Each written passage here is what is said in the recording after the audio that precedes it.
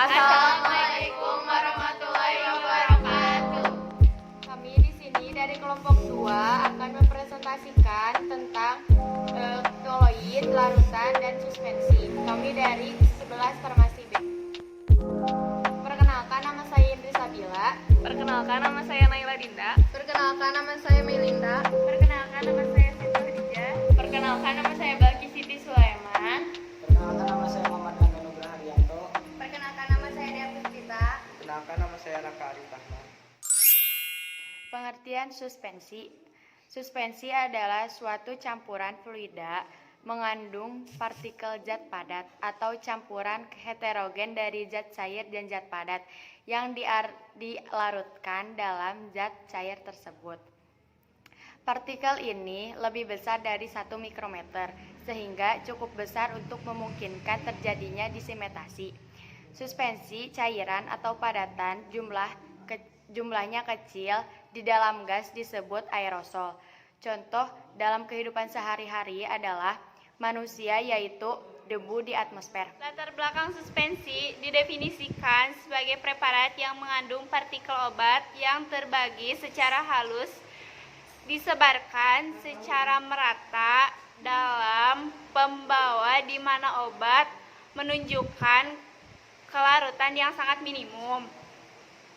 Suspensi memberikan andil di bidang farmasi dan kedokteran dalam hal membuat zat-zat yang tidak larut. Koloid merupakan suatu bentuk campuran dua atau lebih zat yang bersifat heterogen, namun memiliki ukuran partikel terdispersi yang cukup besar 1-10.000 nanometer, sehingga mengalami efek Tyndall. Bersifat heterogen berarti partikel terdispersi tidak terpengaruh oleh gaya gravitasi atau gaya lain yang dikenakan kepadanya, sehingga tidak terjadi pengendapan. Latar belakang.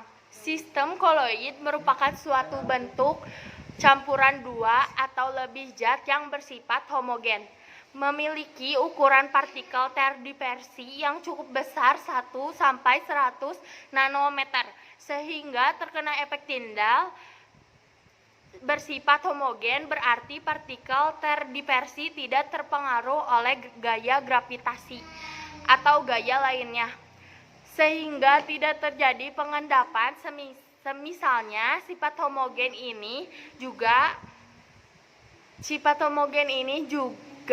dimiliki oleh larutan, namun tidak dimiliki oleh campuran biasa suspensi. Efek Tyndall adalah gejala penghamburan cahaya yang dijatuhkan dari seberkas cahaya dan dijatuhkan pada sistem koloid. Contoh efek Tyndall yaitu berkas sinar dari proyektor film di bioskop, berkas cahaya lampu mobil pada malam hari yang berkabut, dan langit pada siang hari berwarna biru dan sore hari berwarna jingga atau merah. Gerak Brown ialah gerakan partikel-partikel koloid yang senantiasa bergerak lurus akan menghasilkan tumbukan dengan partikel-partikel koloid itu sendiri. Koagulasi yaitu penggumpalan koloid. Penggumpalan ini terjadi karena adanya pencampuran koloid yang muatannya berlawanan. Contohnya proses penjernihan air tawar menggunakan tawas, di mana si tawas menggumpalkan partikel koloid. Nah, dan adsorpsi yaitu proses penyerapan yang terjadi di permukaan koloid. Terjadi karena permukaan partikel-partikel koloid dapat menarik partikel yang bermuatan listrik di sekitarnya, seperti pemutihan gula pasir dari tebu menggunakan tanah diatomae, yang dimana tanah itu menyerap zat warna coklat pada tebu. Pengertian larutan. Sistem dispersi yang ukuran partikelnya sangat kecil sehingga tidak dapat dibedakan antara partikel dispersi dan pendispersi. Larutan bersifat kontinu dan merupakan sistem satu fase homogen. Ukuran partikel zat tersebut kurang dari 1 nanometer. 1 nanometer bila diubah ke dalam meter adalah 10-9 meter. Larutan pada dasarnya adalah campuran homogen antara dua atau lebih zat yang terdispersi dengan baik. Dalam proses pembuatan larutan juga dikenal pengenceran. Pengenceran juga merupakan hal yang penting dalam bidang industri maupun laboratorium. Pengenceran pada prinsipnya hanya menambahkan pelarut saja, sehingga jumlah mol di zat terlarut sebelum pengenceran sama dengan jumlah mol di zat terlarut sesudah pengenceran. Dengan kata lain, jumlah mol zat terlarut sebelum pengenceran sama dengan jumlah mol terlarut sesudah pengenceran.